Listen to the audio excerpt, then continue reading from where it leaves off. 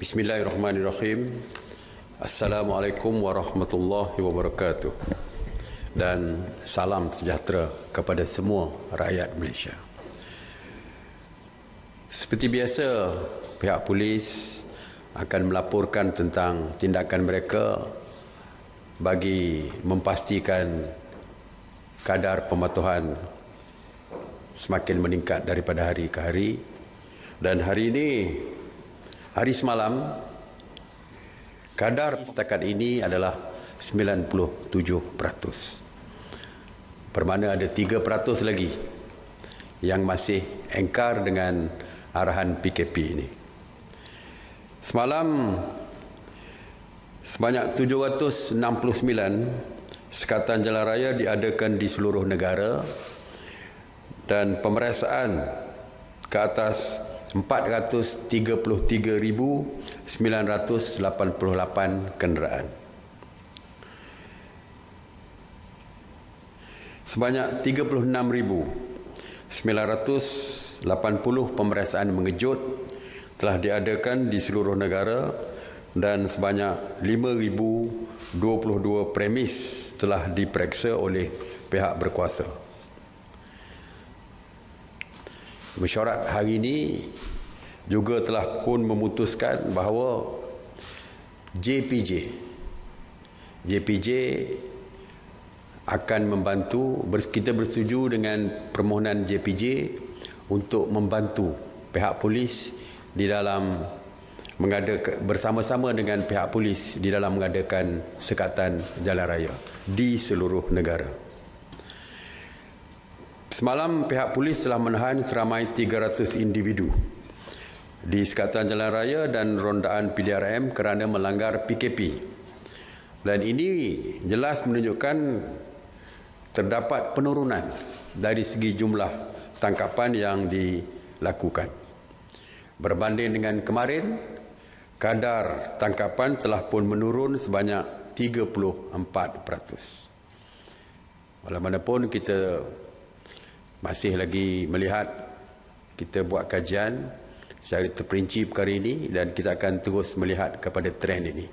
Sebab 2 hari lepas, mula-mula menurun, kemudian meningkat kembali kerana ramai yang keluar misalnya untuk mendapatkan pergi ke bank misalnya, BSN dan sebagainya untuk claim bantuan yang diberikan oleh kajian tersebut. Jadi terdapat peningkatan sementara.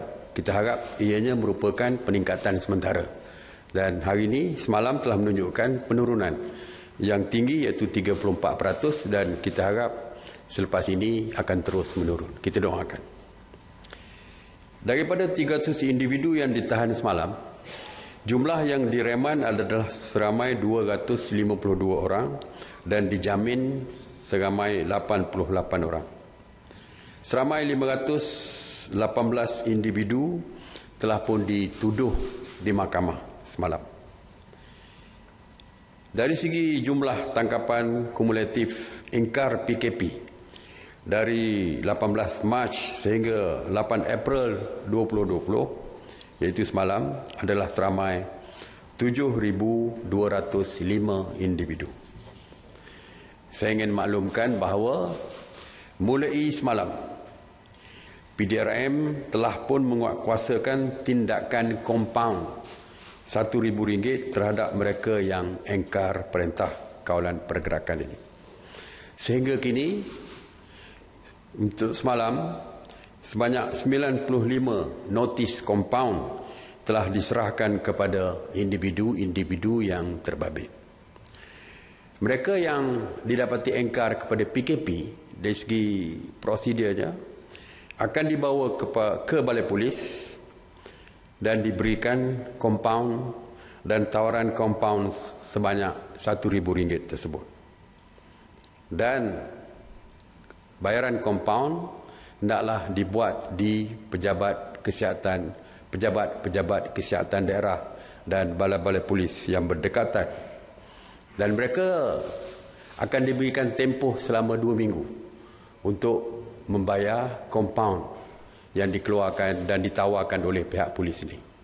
Dan jika mereka masih gagal membayar kompaun, maka mereka akan dihadapkan ke mahkamah. Jadi mulai semalam kompaun 1,000 telah mula dikenakan kepada mereka yang engkar PKP. Sanitasi awam terus dilakukan. Ops sanitasi awam di bawah kawal selia KPKT, Kementerian Perumahan dan Kerajaan Tempatan, sejak 30 Mac 2020 telah melakukan 954 operasi sanitasi di 81 zon termasuk zon merah dan juga zon kuning. Semalam 8 April, sebanyak 159 operasi sanitasi yang meliputi 63 zon di 12 negeri termasuk 29 kawasan di Johor dan 30 kawasan di Kuala Lumpur. Kawasan yang turut dinyah cemar adalah 686 bangunan kerajaan dan 433 tempat awam. KPKT mensasarkan untuk menyah cemar 38 projek perumahan rakyat ataupun PPR di zon merah dan zon kuning. Semalam sebanyak 5 PPR telah dinyah cemar menjadikan jumlah keseluruhan 30 PPR telah pun selesai disanitasi yang melibatkan 31,775 unit rumah. Mengenai pusat kuarantin, sehingga semalam sebanyak 143 pusat kuarantin termasuk 24 hotel telah beroperasi di mana 9,720 individu sedang menjalani proses kuarantin wajib. Jadi bermakna terdapat pertambahan dari segi jumlah pusat kuarantin yang beroperasi. Semalam seramai 229 rakyat Malaysia telah pulang ke tanah air dan telah pun dikuarantin secara wajib. Saya juga ingin memaklumkan tentang pemberian makanan kepada masyarakat orang asli. Yang ada di antaranya mengatakan mereka tidak mendapat makanan. Suka saya maklumkan bahawa JAKWA ataupun Jabatan Kemajuan Orang Asli telah melaksanakan agihan bantuan bakul makanan kepada masyarakat orang asli sejak PKP dikuatkuasakan.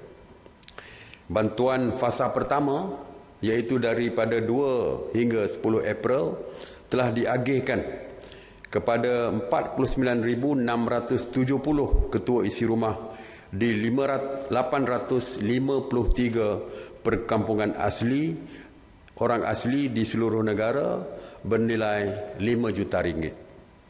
Bantuan fasa kedua akan bermula pada 10 April 2020 dengan pertambahan penerima kepada 55,000 ketua isi rumah melibatkan peruntukan 6 juta ringgit.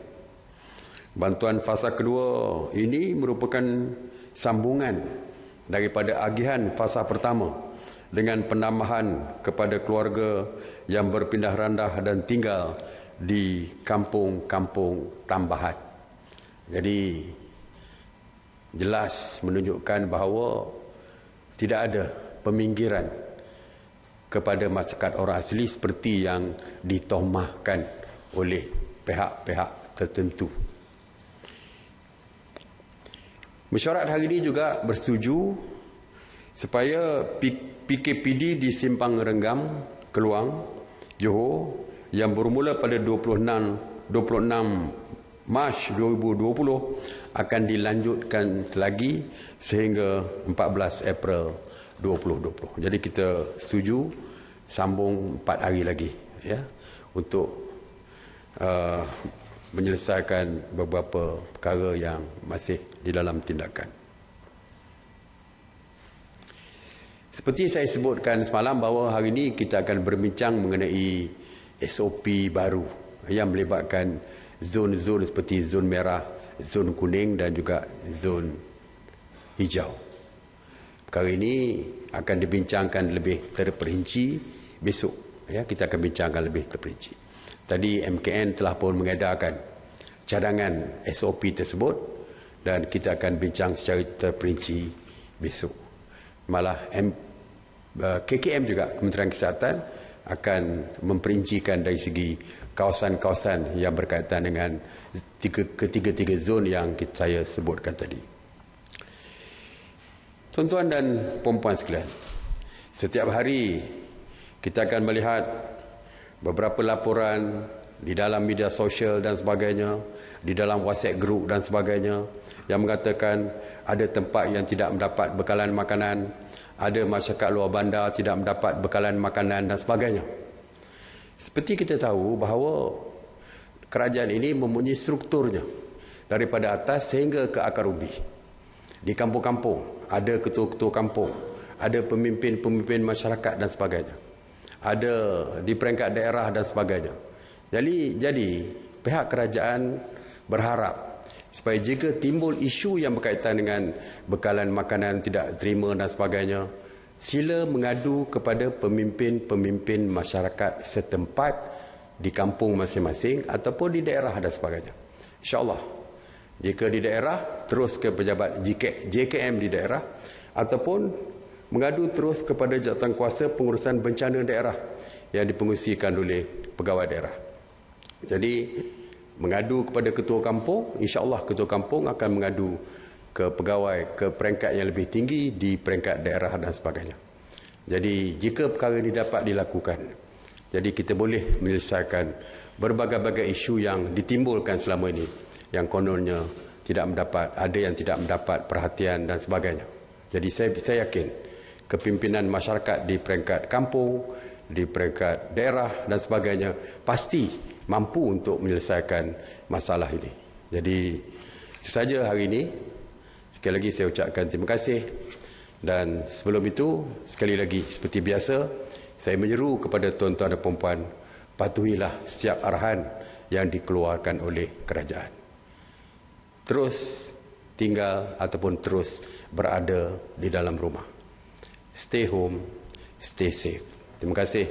Assalamualaikum warahmatullahi wabarakatuh. Soalan?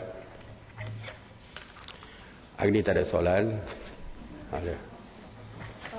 Datuk Seri, saya ada dua soalannya.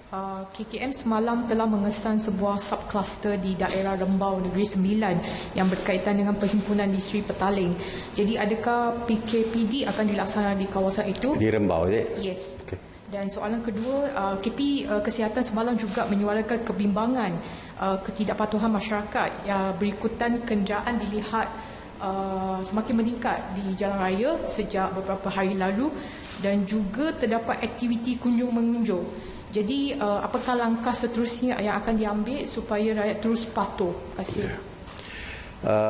Untuk Rembau, perkara ini akan diperhalusi oleh Kementerian Kesihatan.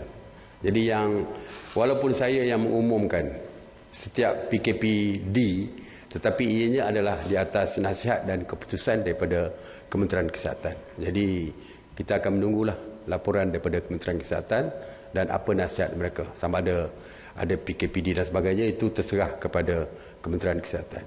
Dari segi kehadiran kenderaan yang banyak di jalan raya, seperti saya katakan bahawa bantuan kerajaan, bantuan prihatin telah dikeluarkan. Jadi sebab itulah kita lihat ramai yang berpusu-pusu pergi ke Bank Simpanan Nasional dan sebagainya untuk mengeluarkan wang dan sebagainya. Jadi saya percaya perkara ini adalah sementara, dan kita dapat lihat dari segi tangkapan pihak polis malam sudah pun berkurangan. Saya percaya perkara ini telah pun reda, dan kalau masih ada, saya memohon kepada tuan-tuan patuh kepada SOP mengenai penjarakan sosial tersebut. Walaupun kita beratur nak ambil duit sekalipun, penjarakan sosial 1 meter itu mesti juga dipatuhi. InsyaAllah mungkin selepas ini kita dah berbincang dengan pihak PDRM dan sebagainya supaya memantau setiap kawasan yang terlibat dengan ramai orang secara serentak, seperti mengeluarkan wang dan sebagainya di bank-bank tertentu. Okey. Datuk Seri, kita difahamkan bahawa esok akan diumumkan sama ada pelanjutan PKP itu ataupun tidak. So, benarkah perkara ini? Sebab kita difahamkan bahawa KKM akan menyediakan data tu pada esok. So, mungkin apa antara option diberikan oleh KKM berhubung pelanjutan PKP ini?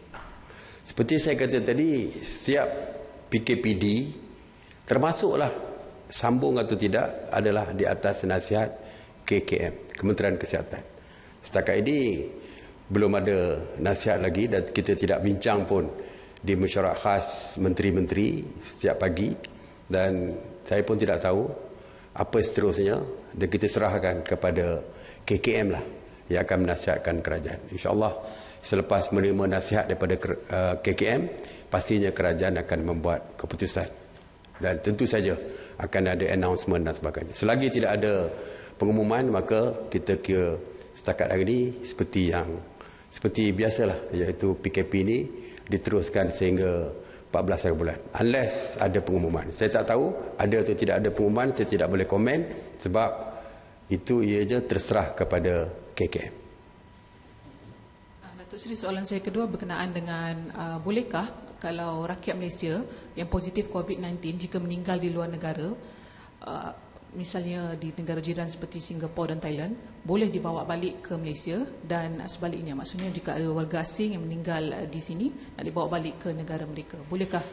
Saya percaya rakyat kita yang berada di luar negara, contoh Singapura, apabila dia positif, tentu negara tersebut akan kuarantinkan mereka. Jadi tak timbul isu boleh balik tidak, kerana negara berkaitan akan kuarantin rakyat kita walaupun berada di negara mereka, seperti juga kita. Kalau ada rakyat luar, rakyat asing yang berada dalam negara kita didapati positif, kita akan wajibkan mereka di kuarantin. Jadi saya rasa tak timbul isu tersebut. Maksudnya jika rakyat Malaysia tu yang positif tu meninggal dunia, maksudnya ada permintaan daripada keluarga untuk bawa balik. Okey, jikalau yang meninggal dunia kerana COVID-19, setakat hari ini belum ada lagi yang meninggal dunia kerana COVID-19. Kalau ada, mereka KKM akan mengeluarkan SOP KKM akan mengeluarkan SOP bagaimana untuk membawa pulang dan sebagainya, dan kita juga mesti patuh juga kepada SOP yang dikeluarkan oleh negara yang berkaitan. Jadi ada dua SOP yang perlu dipatuhi sebelum dibawa balik. Kita tidak ada masalah dari segi membawa balik. Saya difahamkan oleh Kementerian Kesihatan, kita membenarkan untuk dibawa balik jenazah kalau ada rakyat kita yang meninggal di luar negara, tetapi SOP-nya akan dikeluarkan oleh Kementerian Kesihatan. Dia dikeluarkan. Dan yang kedua, jangan kita lupa, meninggal di negara lain tertakluk pada undang-undang di negara lain. Jadi negara tersebut juga mempunyai SOP yang perlu dipatuhi oleh kita sebelum kita bawa pulang dan sebagainya. Tapi alhamdulillah setakat ini tidak ada rakyat kita yang meninggal di luar negara kerana COVID-19 ini. Datuk Seri, berkenaan keluhan penjawat awam mengenai LPPSA, sebab ada juga pasangan mereka yang turut terjejas.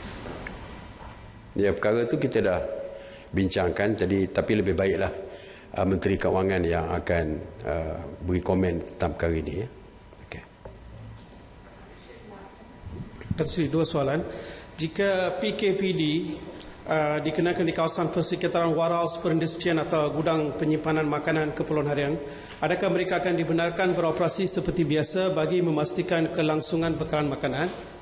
Yang soalan kedua, selama lebih 20 hari PKP dijalankan, ada kemungkinan barangan kelengkapan rumah seperti barang elektrik, dapur, keperluan wanita dan barangan alat tulis ada yang telah rosak atau perlu dibeli semula. Adakah kementerian akan mempertimbangkan supaya semua bahagian barangan kelengkapan harian atau elektrikal di pasaraya besar dan farmasi dibenarkan beroperasi seperti biasa sekiranya PKP dilanjutkan? Okey. Yang pertamanya dari segi sektor-sektor perkilangan dan sebagainya di dalam kawasan PKPD. Bila kita sebut PKPD, bermakna seolah-olah total lockdown. Ya, bermakna tidak ada apa pun aktiviti yang boleh dilakukan di dalam kawasan PKPD. Ya, seperti di Sebarenggang, seperti di Ulu Langat dan sebagainya. Apabila PKPD, it's a total lockdown. Tak boleh keluar rumah, tak boleh masuk. Jadi bermakna apa-apa sektor sekalipun di kawasan tersebut, PKPD tidak dibenarkan sama sekali. Dan yang kedua, jika, you punya soalan tadi, jika PKP disambung. Jadi jika PKP disambung, kita tunggulah sama ada sambung atau tidak, baru saya akan perjelaskan. Walaupun bagaimanapun, persediaan kita ada. Sebab itu saya kata tadi, SOP mengenai kawasan-kawasan berdasarkan zon tadi, kita sediakan. Juga kerana jika, ataupun kerana kalau tidak ada PKP, mungkin post PKP. Sebab kita tak nak, seperti saya kata semalam, walaupun PKP ditamatkan, tetapi tak boleh rakyat terus bebas seperti biasa. SOP tertentu mesti juga dipatuhi. Sebagai contoh, dah dimaklumkan. Sebagai contoh, perhimpunan yang besar tidak dibenarkan. Walaupun PKP telah pun ditamatkan, perhimpunan besar tidak boleh. Tadi kita ada cadangan convocation dan sebagainya, pun kita tidak benarkan. Apa-apa aktiviti yang menghimpunkan ramai orang serentak dalam satu masa tidak dibenarkan. Jadi soalan tentang jika tu, saya jawab, kita cross the bridge first, dan baru kita tentukan. Baru saya jawab, bukan ketentukan, kita dah ada macam-macam SOP, tapi baru saya jawab perkara tersebut. Okey, terima kasih. Assalamualaikum warahmatullahi wabarakatuh.